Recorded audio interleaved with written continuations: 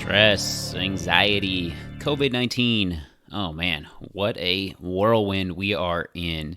And hopefully you and your family is safe at the time that you're listening to this and things are progressing in a positive light. And that's why I brought today's guest on. Dan Mendilow is just known for just having a deep understanding of meditation, neuroscience, and being able to bring himself out and many others of a dark place and bringing semblance of normalcy and calm into it to see clearly and manifest the positive aspects. So without getting too woo-woo, let's just dive in because we've got some good questions. Dan Mendilow, I appreciate you so much for being here. Hey man, it's so good to be here, Joseph. I'm excited about this.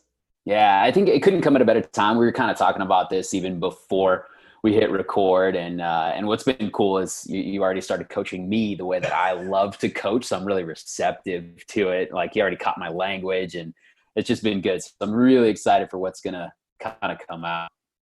Oh yeah, man. I'm sure we're gonna have some gems for you guys. Yeah. So, the first thing I really want to start with, as I was just putting out some feelers, I mean, you've got a wealth of knowledge, and I think I'd love to go down the neuroscience path and brain reticular, I'd take, path and just so many different things. But with all that is currently happening and everything, I'm feeling that basic meditation is such an important need, and it's so easy to get tripped up. And for me, even as I'm thinking back, I started meditating 5 years ago, and I know it was a struggle, and it was an on and off and a almost a fight until I surrendered. But I honestly don't even remember the steps that I went to until I just created a daily practice and committed to it. And I think so many people get trapped up in the process of believing it's eliminating thoughts. And there's so many stories we hold on to it. And I know I did too. So just kind of where to start, why it's important, and how to go about it. Yeah, so now you're right. Now meditation is more important than ever.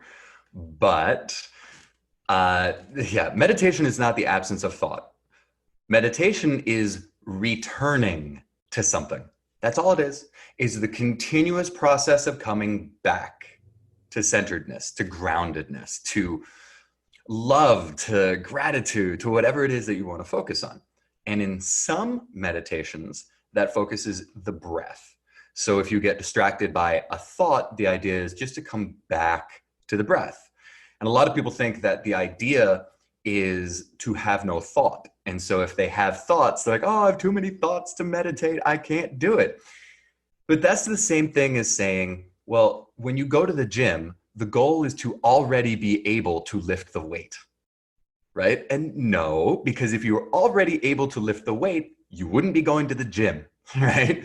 So you go to the gym to learn how to do that, and you've got to do your reps, right? Every single rep, you get a little bit stronger, you get a little bit closer to your goal. Well, with meditation, think about every single time you come back to your focus as a rep.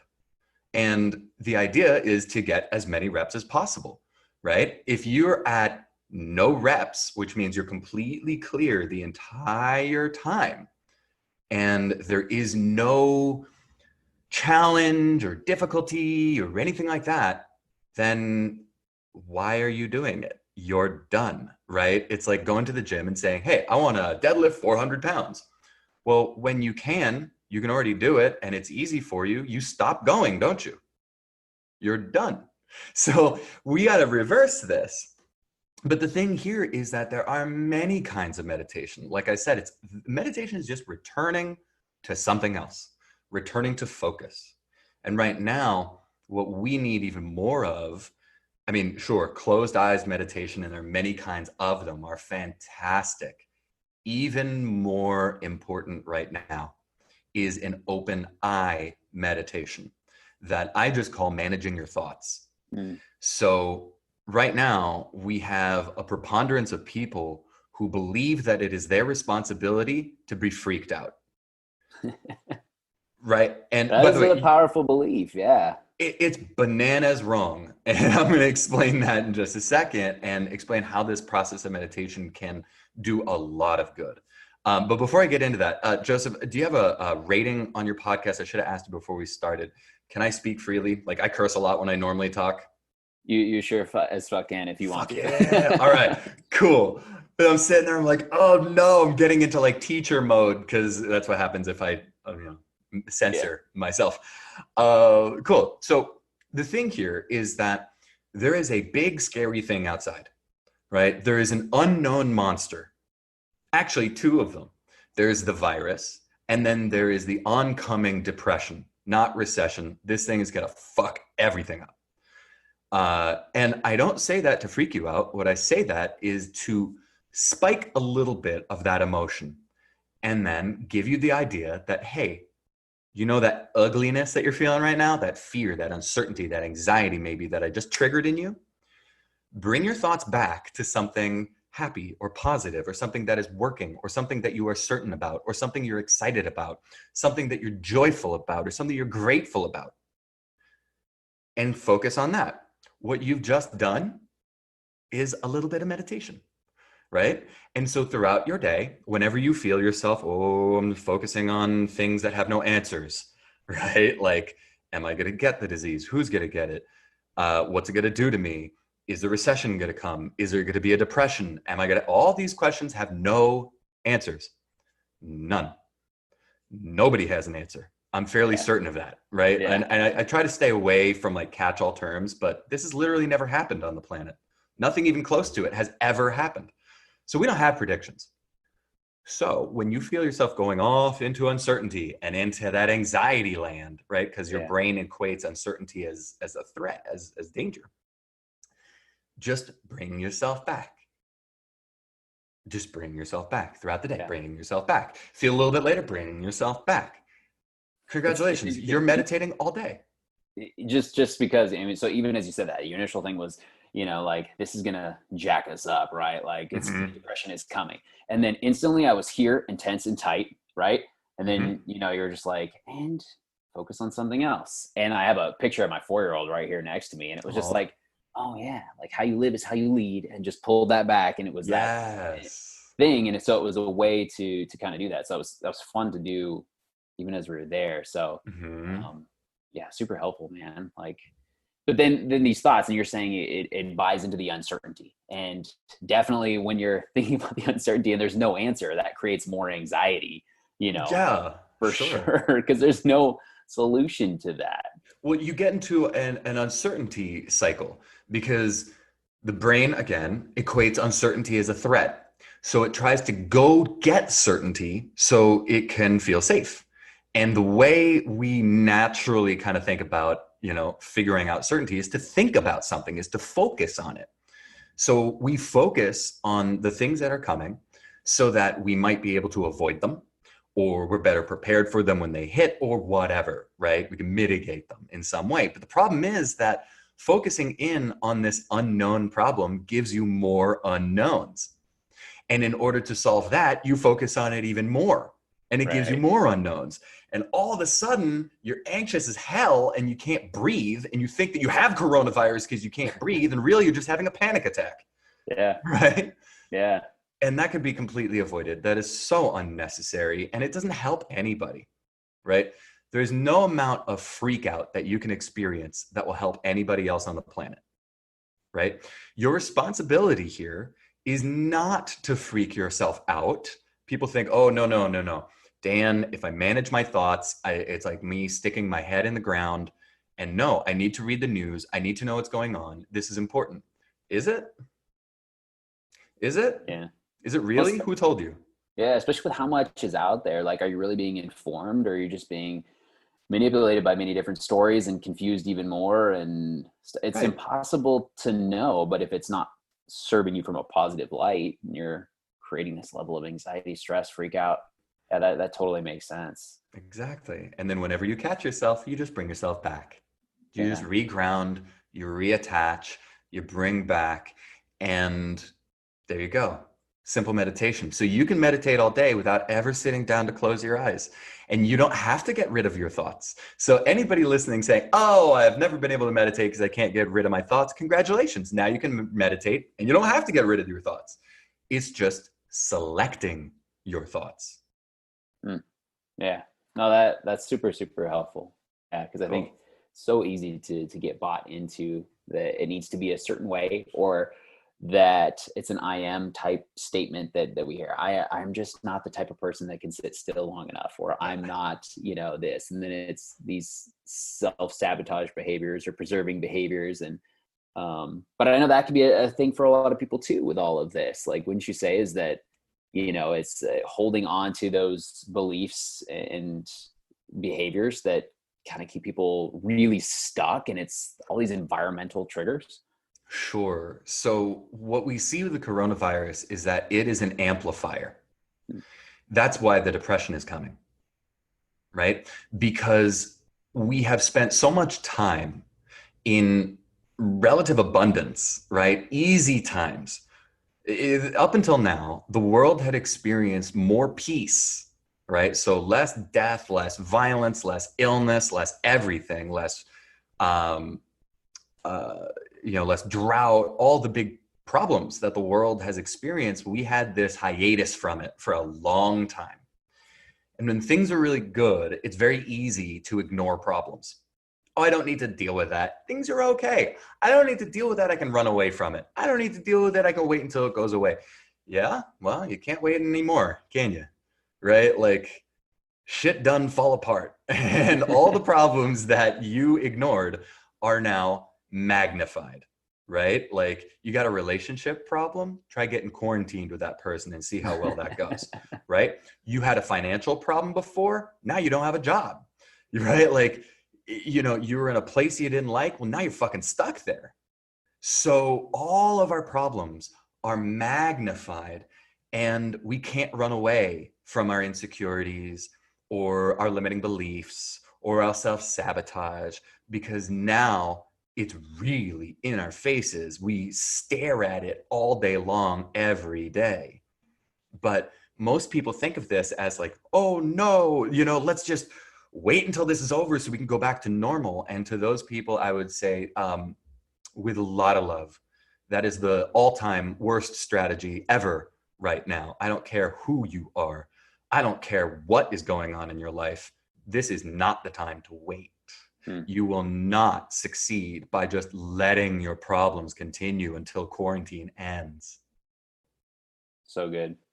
Yeah. And it's interesting because I was just talking to some of my clients, and I was like, if you've ever had that book that you wanted to write, if you've ever had that business that you've thought about wanting to start, if you've ever had that little bit of pull, yes, there's a time to sit with all of this and to reflect and to use some of that time to sharpen your axe, like through rest. And I get that. And that is valuable. And it's not like the hustler's got to go, go, go. I'm not about that. But Sure. it's time for us to own that responsibility to follow through on all those things and create the next level of jobs, and to, deal with our stuff. And yeah, I mean, I find myself, like I was just mentioning before our call, like, wow, I need to bring myself back to more consistent, meditation and just checking in more often. So I'm creating from an authentic place and not creating just to, the next revenue stream, the next whatever the case may be, but where it's like truly aligned. And so I appreciate and enjoy it and everything. And like, it brought all that quickly to the surface of, wow, where was I spending my time? Like, it wasn't positive. Yeah. Right. It's such a mind fuck where it's like, okay, now you're home all the time. And some people are becoming more aware because of that. They're like, oh, how am I using my time? What is going on? What was I doing before? Right. And some people are becoming less aware. They're drinking more, they're smoking more, they're indulging more. And it's a real challenge, because I get it. Some people will say, well, Dan, it's easy for some people. They have a lot more free time. Yes, they can write a book, right? But now maybe I'm more busy than ever. I've got the family at home. Kids aren't going to school. I've got, my partner who's breathing down my neck all the time, driving me crazy. I don't have the calm, peace, or time to launch a business or everything. So, some people might feel a little bad about that whole talk. And my response would be, wonderful. Don't do your business. Don't write the book. Pay attention to how you feel, because all of these triggers that you're talking about, they were there before quarantine. Yeah. They were there before the virus. you just didn't see that, you didn't see it in your face, or it wasn't big enough that you had to do something about it. Well, now you have this beautiful gift where you can't run away. You see it every day. And now you kind of have to deal with it or you're going to go insane. So use the gift. You've been pushed to grow, right? And yes, I get it. It's harder now, but it's like high altitude training. If you can resolve your relationship issues, business issues, money issues, whatever it is, during Corona season, then by the time it's over, whenever we get into our new normal, you are going to be set, right? You're going to be so set. And everyone else will come out hungover and fat and stupid and weak because all they've been doing is nothing. And you are going to dominate your life and make everybody jealous. I promise you that. It's so good. So with, I've got a 4-year-old at home, and, we can't go to the parks right now and do a lot of the things that would burn off some of that energy that he truly loved. And we've found our ways to do that with, laps around and all this kind of stuff. But it's really easy to become more annoyed, more triggered just from the sheer level of exhaust. My wife's trying to work from home with the 4-year-old, and you're doing everything, and still trying to teach him, alphabet and all this kind of stuff to stay, quote unquote, on track. And what I found myself reverting back to, which was something I did years ago when my wife and I were just first together, but just focusing on trying to identify one new thing that I can acknowledge that I appreciate from each of them throughout the day. And it's just this way to not just see the things that are like annoying that, yes, you're asking for this for the 485th time, but I really appreciate you, buddy, for going and getting your toothbrush so you were ready to go this morning. That's really good. And then it's interesting, just by doing that, I know that it's changing within my own aspect of seeing that for myself too. Sure. So it's definitely right.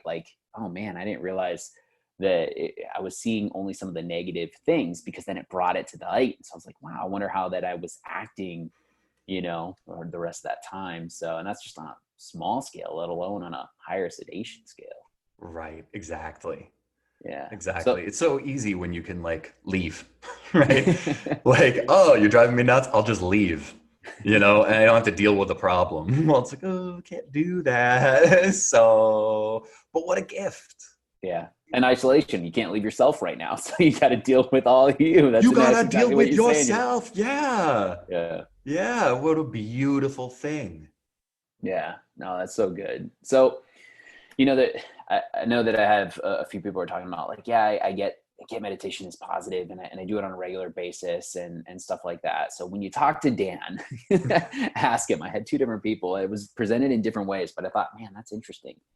So when you're bombarded with just so much that is coming from all around, and then you do reach this level of stress and anxiety where you feel like you can't control it and you can't bring yourself down, and, switching the thoughts and focusing on those things just doesn't feel doable enough. And really the, feelings are running the show at that point, or vice versa. I'll let you dive in and explain and answer.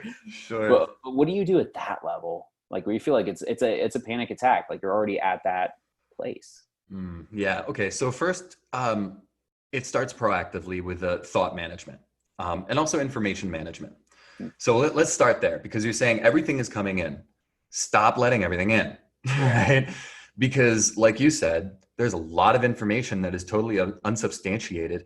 You remember, I thank God it's over, but do you remember that couple of weeks where everybody seemed to have a fucking friend in the Pentagon, or who worked for some scientist in a lab or a doctor?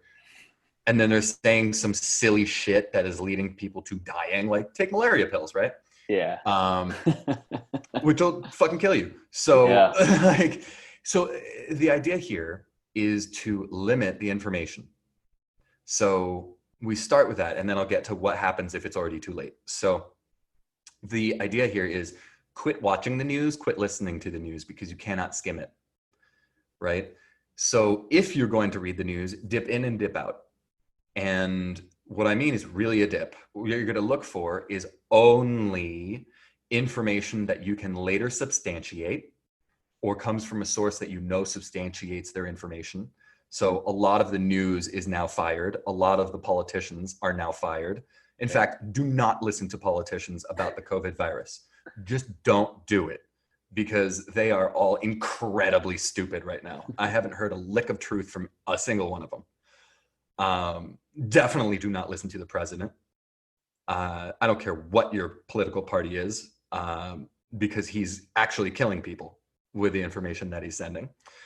So what you're seeing here is what you must do is have discernment and filtering. So when you go through, look for information that you can take action on to improve your life or those you care about. Everything else, I do not care what it is unnecessary, right? Make sure that when you're reading it, if you start feeling the anxiety or stress grow, manage your thoughts, step away, right? And do something that'll reground you, rebalance you. And then only skim. So look for only the most important information and nothing else. Limit your time. So if you're going to do it, read the news for like 5 minutes, maybe 10 minutes tops. But I don't even know I don't know what you'd be reading in 10 minutes. Yeah. When you're skimming and you're doing it this way. And then if you really are sensitive, right? You're saying like, Dan, I'm a very sensitive person and I get that. But I also want to dip. But every time I dip, I feel like my emotions just get jacked up and it's happening. It's so quick and intense. I can't, right? And what you do is you sandwich it.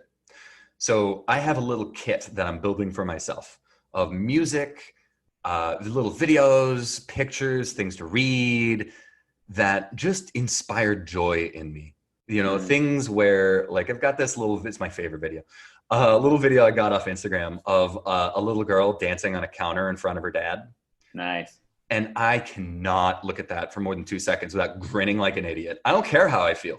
Really, I've tested it. The dad in me just pictures that, even with like my son, and started smiling really big. Like it does bring, that word joy was so key. Like that's really cool. It's just get yourself into that place, right? You're going to make yourself even more resilient. Know that things like joy or play a little bit before you read the news, or do some gratitude, right? Boost yourself before you read, and then you go check out the news. And then as soon as you're done, go back into that toolkit and bolster yourself up with some more joy. Now, if you're at that place where you're like, Dan, it's too late. Where were you 2 weeks ago? I'm spinning out of control.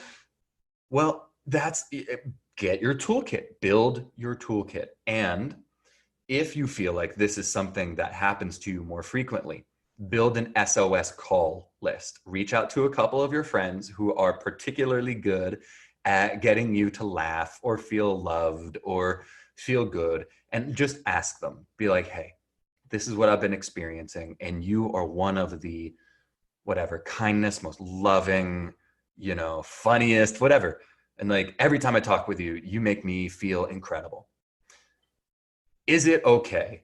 Can I text you when I'm spinning out to just have like a 5-minute talk with you and bring me back? And then is there something that I can do for you? Can I return the favor? Can I be your support system in some way so that you and I can make sure that we're both where we need to be, feeling the way we need to feel, no matter what?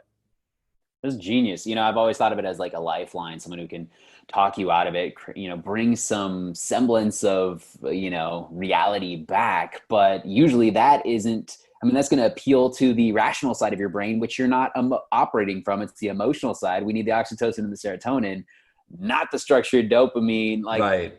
I don't know why that never crossed my mind, but I'm definitely adding that to my tool. And even the way I interact with clients as they are in that regard of, sometimes they just need, goofy, silly Joseph to just, bring some joy and laughter back into their lives, not like to rationally talk them off of the ledge. No. And especially, it depends on you, but I like something if I'm really there.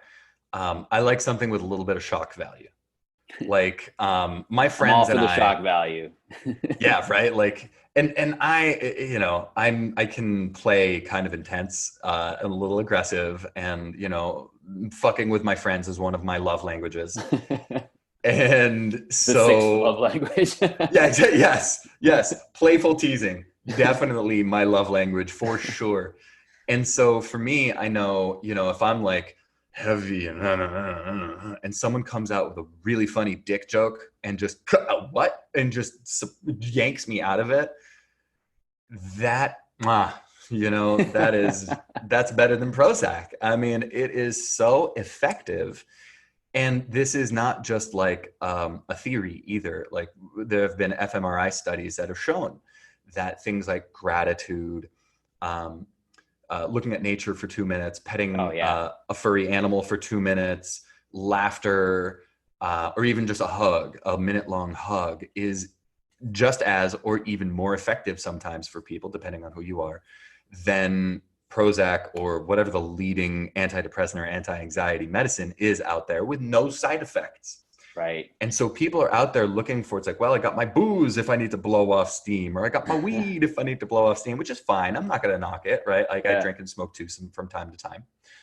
But why not also collect those other things that give you the natural feel goods, that give you that no side effect, no hangover, just pure wholesome goodness. Yeah. Well, and I love that you actually mentioned the time frame, and I do want to like put an emphasis on that, because to get a lot of those things, you know, it does take almost surrender into it for, you know, the chemicals naturally to start happening. And you were like, you know, 2 minutes of petting a furry animal, and, you know, 2 minutes of looking at green plants, like all those things, you know, I definitely experience them. They work so well, but you do have to be in it long enough to start to like move away from whatever this monkey brain is doing.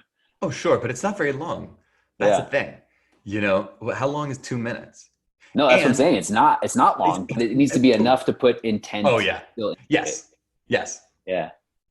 Yeah. No, that's super good. And I think the other thing too, and I try and work with a lot of clients on this, is like, you know, if you're experiencing a lot of stress and anxiety, like, consider 90% of serotonin is released in the gut, in the GI tract. Like, you know, what are we ingesting? Like, how is that? Just because you mentioned, you know, the booze and the weed, and I'm all for a good drink on date night and all that type of stuff for sure, right? But if we are using food as a sedation technique and stuff like that, I mean, what are we really blocking from naturally happening?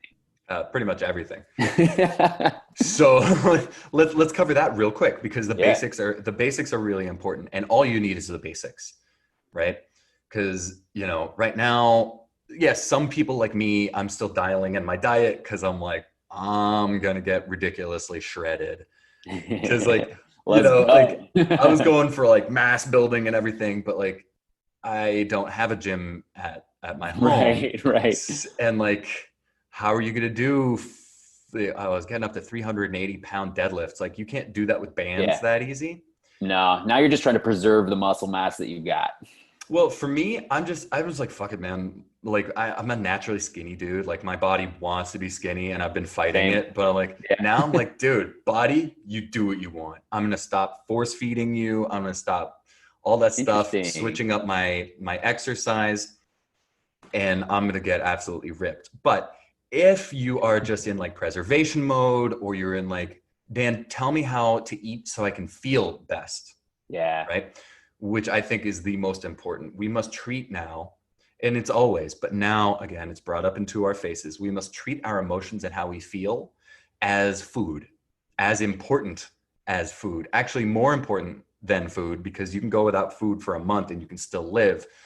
But if you get depressed in quarantine for a month and you drink yourself into a real problem, you know, moods are actually more important than foods right now.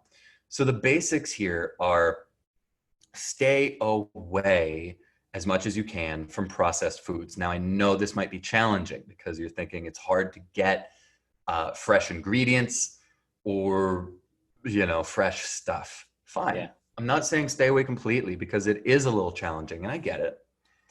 Get your veggies however you can. There are a lot of like food delivery services. They'll either bring you ingredients or bring you fresh made meals or things that you can make on your own. And stay away from the things that create stress. So when you stress your body out, you'll eventually stress your mind out. And it's the same way. If you stress your mind out, your body will get stressed. That's why we feel heavy when we feel stressed out, right?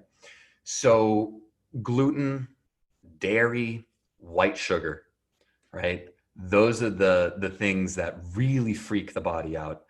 And so if we can stay away from these as much as possible, we're not looking for like, stay away from it. No, let's do your best, right? Yeah, we're not dogmatic and absolutes here. No, Like no. we know it's individualized and whatever, but yeah. Yeah. And like, by all means, have the sandwich. Like I'm not going to slap that out of your hands. Right. All I'm saying is, a box of Cheez-Its, maybe. yeah, have a handful of Cheez-Its. Just don't eat the whole box. Yeah, like, exactly. A little bit of measuring yourself. Green powders, more important now than ever when it is hard to get fresh stuff. Yeah. And get the most expensive green powder you can possibly get. I've seen it typically goes, you get what you pay for. Yeah, for sure. Anything in the supplement industry, 100%. Tell all my peeps, if it's not NSF certified for sport on most of these, they're not testing every batch. And then therefore you don't even know if it's real or accurate. And if the company's not willing to do that, then I wouldn't buy from them. And if they are, that's why it's really expensive, because they truly care. Like, yes. So, and it's really effective. Yeah. Yeah. And think about it this way. When you take a greens powder, like I use Green Vibrance, I think it's called, or Vibrant Greens. I can't remember which one. Cool. Yeah. But it's like this $80 for 2 months supply. Yeah. And it is by far, and I've tested it with a couple others. I haven't tried Athletic Greens yet. Yeah, it's good. But yeah, and I've heard that it tastes a lot better. Green Vibrance or whatever, it tastes like swamp gas. Sorry. Yeah. But I love it, and I have it consistently every single day because I feel it.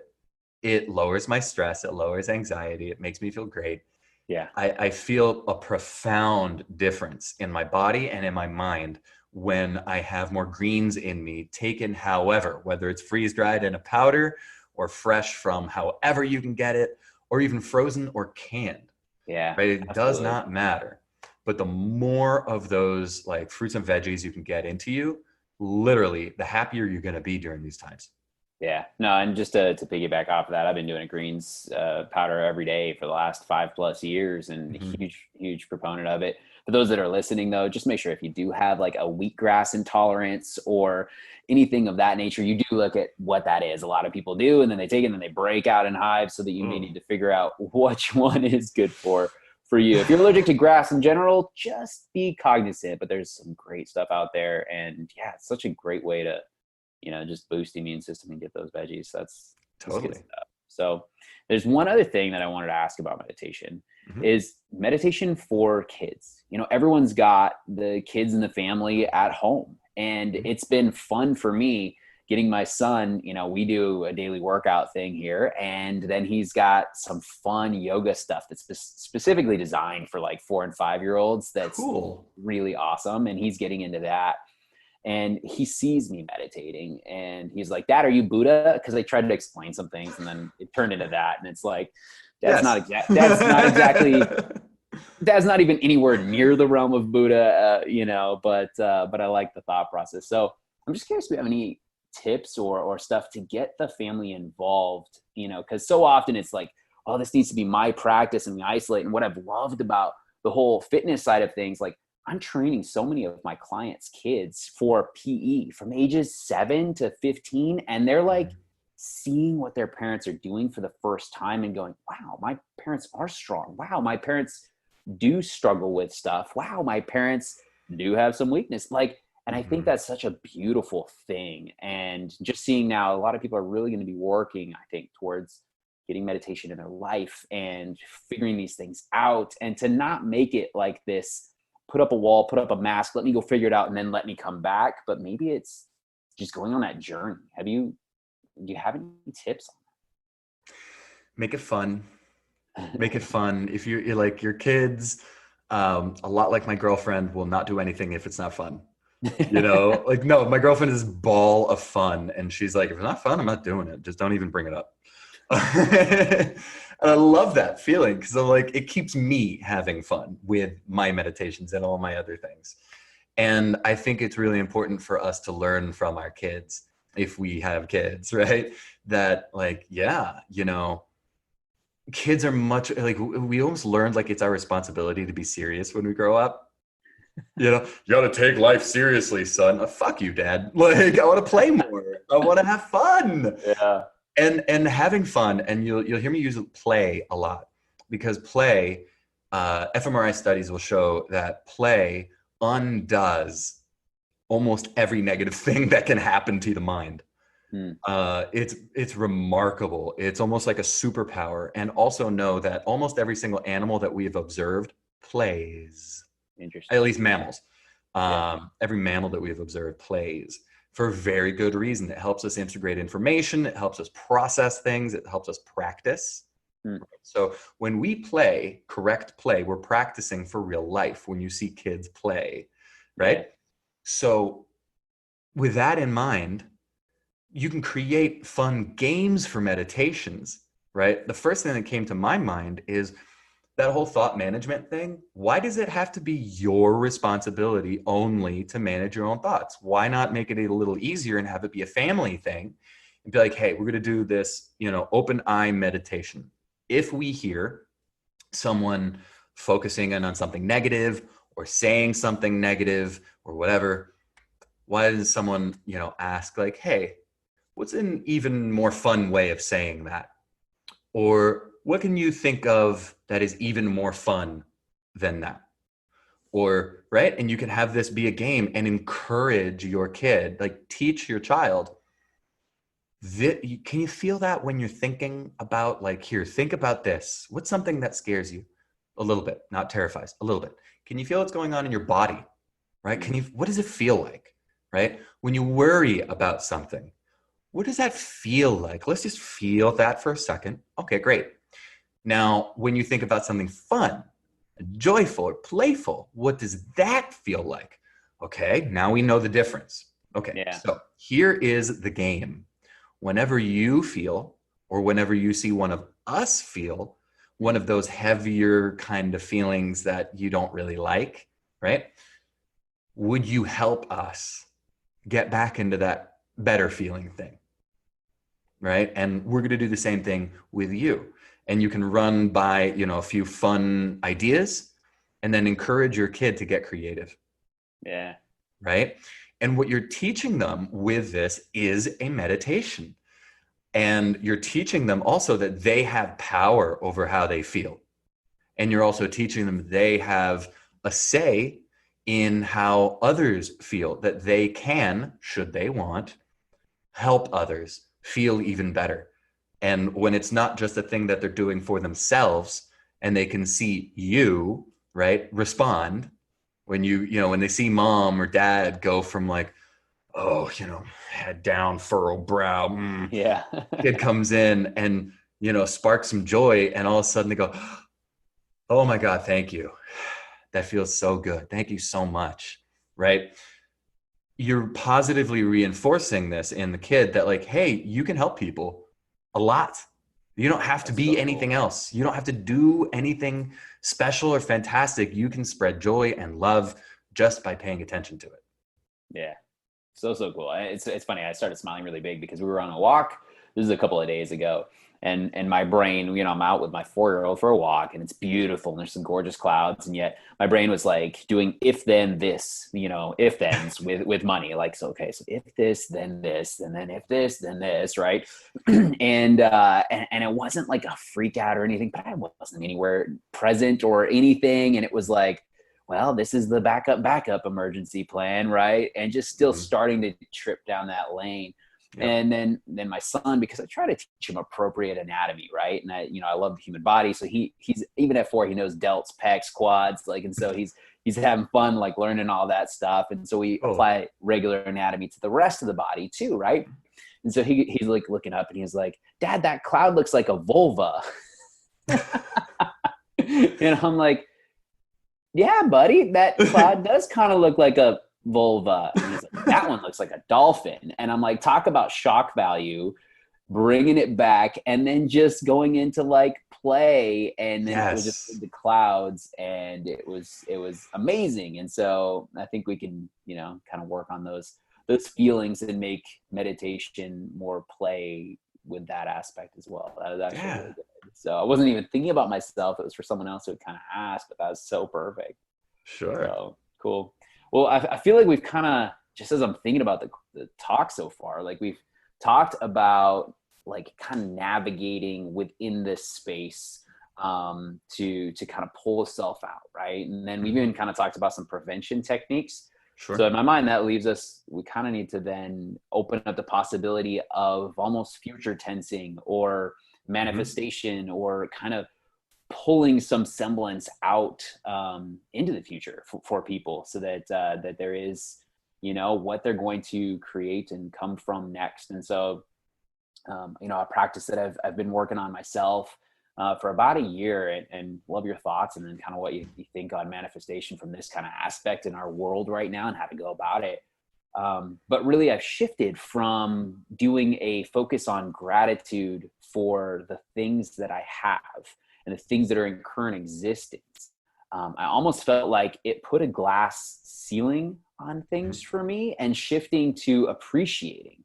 So appreciating everything. So I'm not diminishing in any way, shape, or form, but then using, I'm just calling it gratitude tensing, like using it as a future tense of gratitude, and writing down these. I'm so grateful to be in financial abundance and freedom as I look back from where we came from, where COVID-19, you know, affected us. I'm so grateful that I have so many clients that have been able to allow the throwing of the stone and the ripples to happen, and the results that they got because they were able to deal with some really good struggles from this. But then I go back and I appreciate what it is now, and that's how I'm doing it.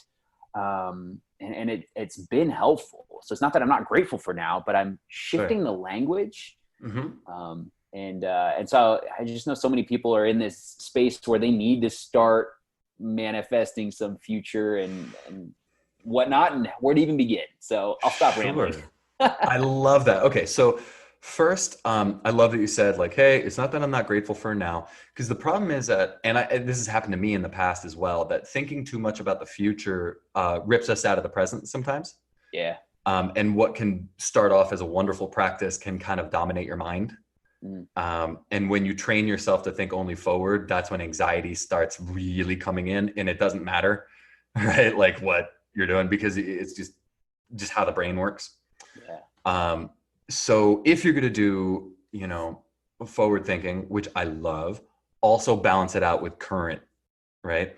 So grateful for the future, balance it out with grateful for now, the present. Um, and it's also really important that whenever you do a gratitude practice, that you do this in this step. I know this is not part of what you were asking, but anytime I hear someone saying they have a gratitude practice, I feel compulsed to Yeah. bring this in, because I see a lot of people out there, a lot of those gurus teaching gratitude completely wrong. Um, and, you know, I don't want to name names, but these are like mega worldwide influencers who have distributed this information. And it's unfortunate because they're like almost there, but they're missing the most important part of it. Hmm. So what you normally get is people will say, well, if you're going to do a gratitude practice, whether it's now or in the future, and by the way, this does help you manifest more. So I guess it kind of is in line. That they say just, you know, write 10 things you're grateful for every day, you know, or, you know, write 4 things you're grateful for from the future tense. The problem is that after a little while, this just becomes a list of things, Yeah. right? And And you that's why I start had to like, shift, yes, because I see was that, like, I even felt myself just writing things, and I'm like, well, it was almost a negative. Like, mhm.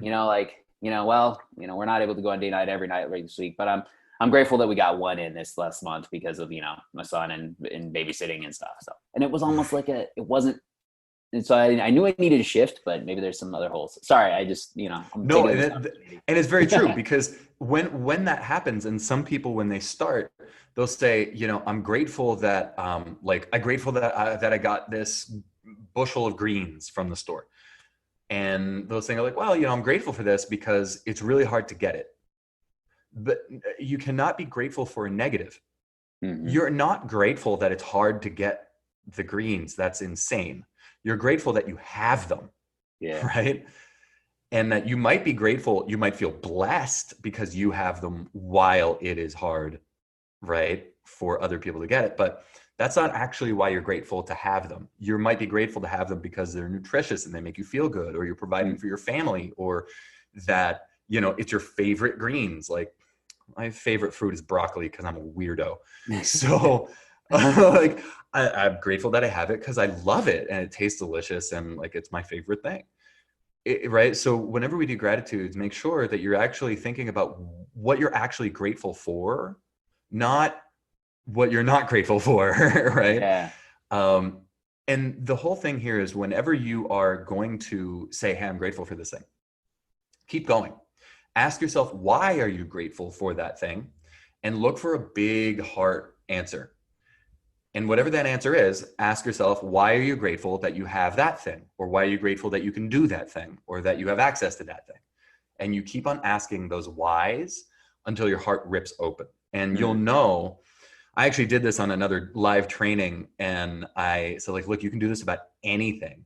Because if you're not feeling grateful, and that's okay, right? Like, what am I grateful for in the last 24 hours? Nothing comes to mind. It doesn't mean that you're not grateful. It just means that you had a day, which might have been super busy, or you can't really remember what you were doing that day because you had so many things going on, or whatever. It's fine. Leave the judgment for yourself Yeah. away, right? No reason to beat up on yourself for that.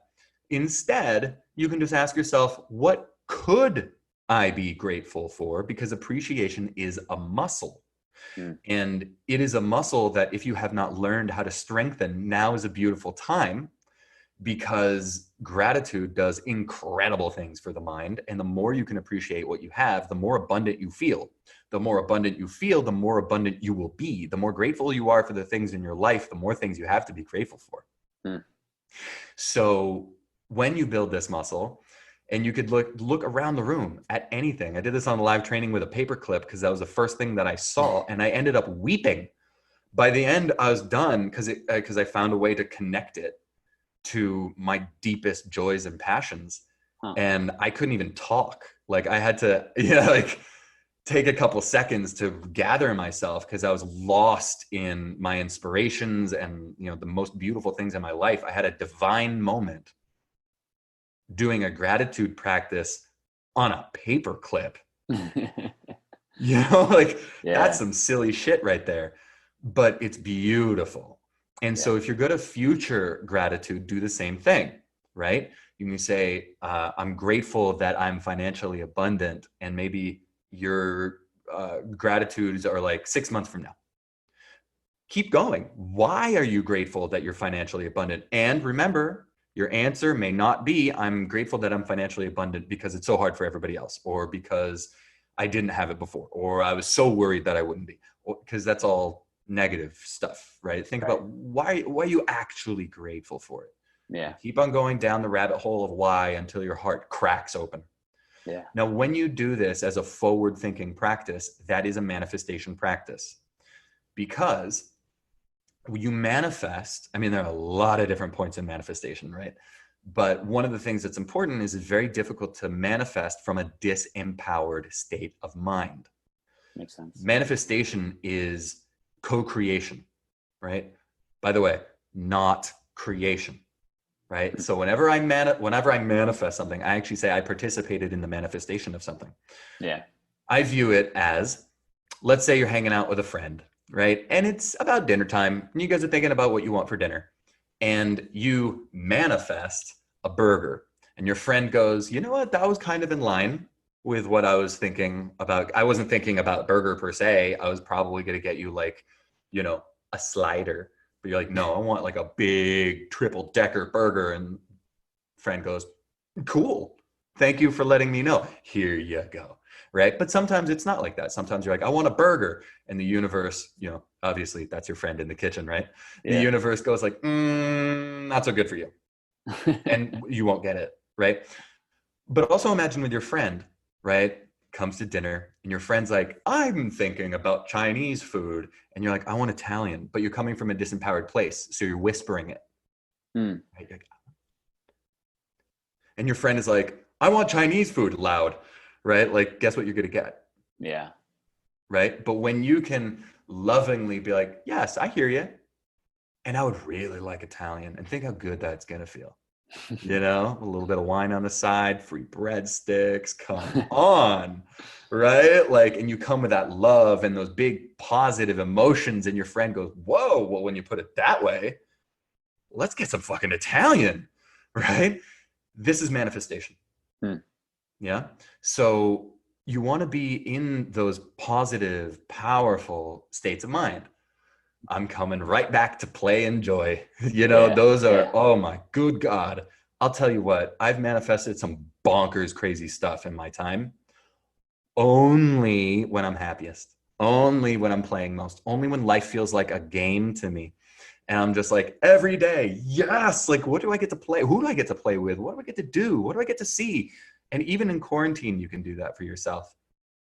And so from that place, that's also because getting into these beautiful emotions, whether it's gratitude or play or love or passion or right, you kick out fear, uncertainty, anxiety, stress. Now, this is a biological thing. This is, I'm not like saying it's a theory. Your central nervous system is split in two.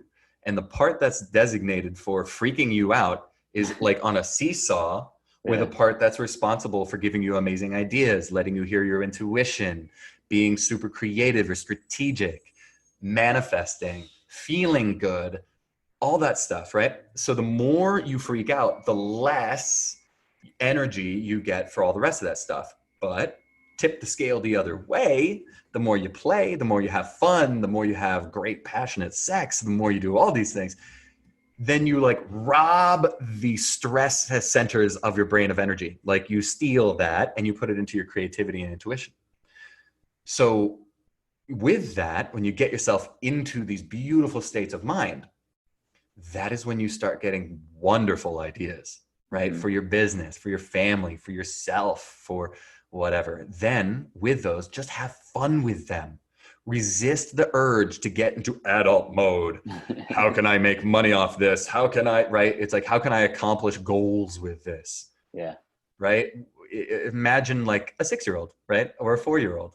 How do they think about things? Probably not like goal accomplishment. They probably Yeah. think Right. about it like magic, right? They're probably in dreamland and they're creating beautiful things in their minds. Yeah.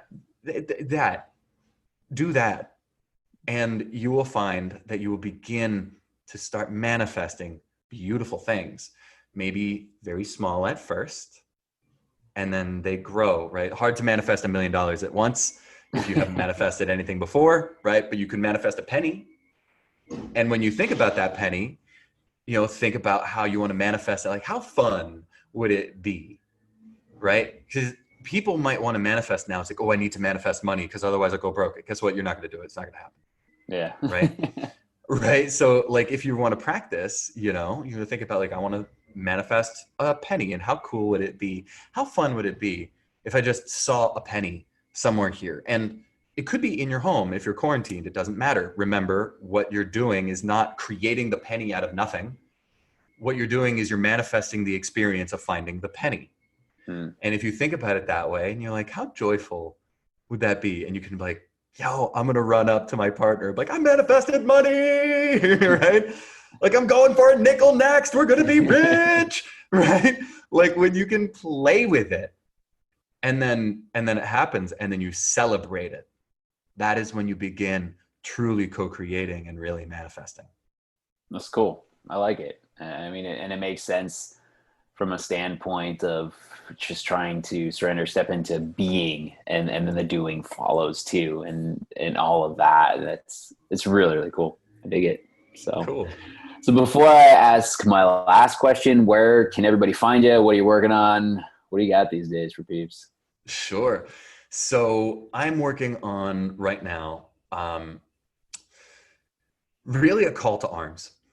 I'm about to put out a massive kind of call to people, for entrepreneurs, and especially especially service-based entrepreneurs, and especially within that group, coaches who are already somewhat successful, six-figure coaches, right?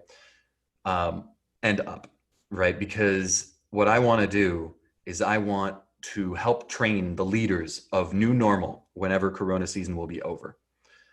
So if you feel like you are a leader in training, or you are a leader who's looking to expand your influence and impact, and you're really ready to help me change this planet and heal people in mass and change the culture, if you're starting to get excited by that idea, we really need to talk.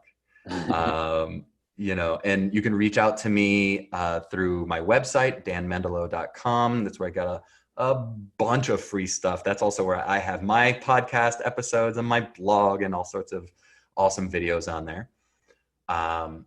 That's also where you can apply for a free consultation with me as well, all through the website.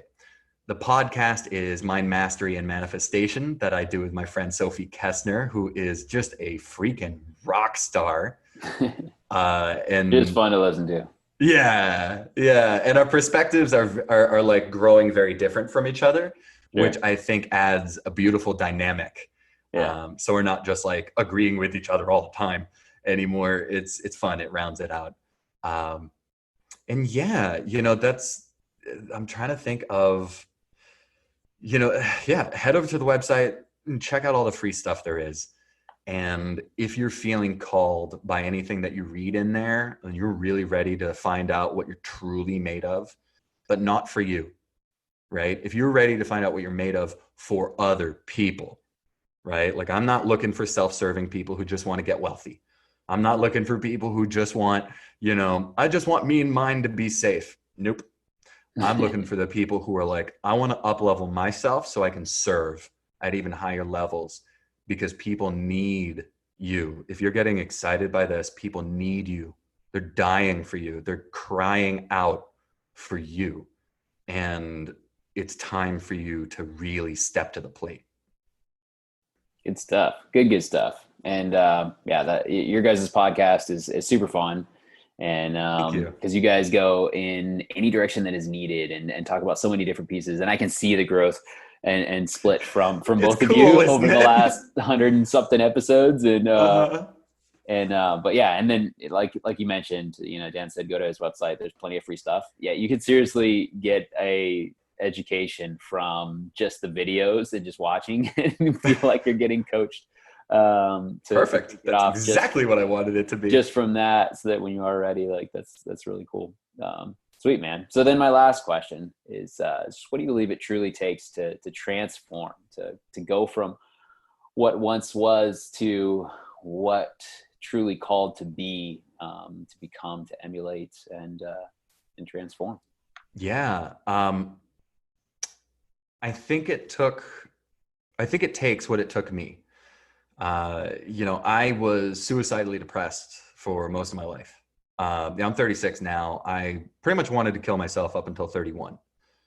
And my entire life, like from my earliest memories, I wanted to kill myself in some way, right? Whether it's just who I was, trying to redefine myself and just completely rejecting my old was real personality, right? Or whether literally like ending it all a number of times. I was at a place where all I had was two things: the desire to change and determination to figure it out. And it took me some time. It really did. It doesn't have to take everybody this amount of time. It's one of the reasons that I'm a coach, because I love to be able to collapse the timeline. So what I did in 13 years, I can do it with another person in a record of 4 hours for myself now. And so, what I'm about to say here does not have to be your journey, right? Please do not let this be your journey. It's so long and hard. But the thing is that, people say, oh, you got to do this, that, and the other. Yeah, sure. Because that might have worked for them, or they saw it work for someone else. So you need NLP, you need to get in shape, you need to fall in love, you need to do this, that, whatever. I will not say any of that is right or wrong, but it might be right or wrong for you. And so when you have the sincere and genuine determination right? To change, to transform. Then you will find yourself trying all sorts of things, weird things, normal things, completely surprising things. You're going to try things just for the fact that they're different, right? Just because you don't know what they are. And that'll bring you in touch with ideas and tools and people and experiences that will help push you into that transformation. Or you might find a modality that you can use to just rewire yourself, or who knows, you might find yourself in the jungle one day taking ayahuasca and completely changing your life. And there's no way to predict it. Yeah, right. Oh, I'm so down, dude. And there's no way to predict it. That's a thing, right? So instead of thinking of this is what I have to do, because you don't know where life will take you. What I'd like you to really focus on is, what do you want, right? Why do you want it? And how determined are you to go get it? So good. That last question though, how determined are you? Always leave with a how question, and that always stirs the heart, man. It's good stuff. So yep. Dan Mendilow, greatly appreciate it, man. I'm definitely gonna link up all your stuff and show notes and everything here, of course, and whatnot. But this couldn't be more timely and everything. So greatly appreciate it. I know we went all over the map there, but I felt like it was needed, man. It was good stuff. Yeah, it was a real joy to be here with you, Joseph. Thank you. All right, my friends, thanks again for listening to another great episode. Now, I do have one request. If you know of someone that's got a amazing success story, or if you know of a transformational coach or transformation authority figure with insights and lessons that need to be shared, we'd love to talk to any of these people. There's a good chance we can have them on one of the next episodes, and they continue to help us all grow as we continue to unveil the truth of what it takes to truly transform. Last thing, love for you to head on over to iTunes and hit that 5-star review button. Helps to get this message out and continue to transform more lives. As always, my friends, Coach Joseph Hawthorne, peace be the journey.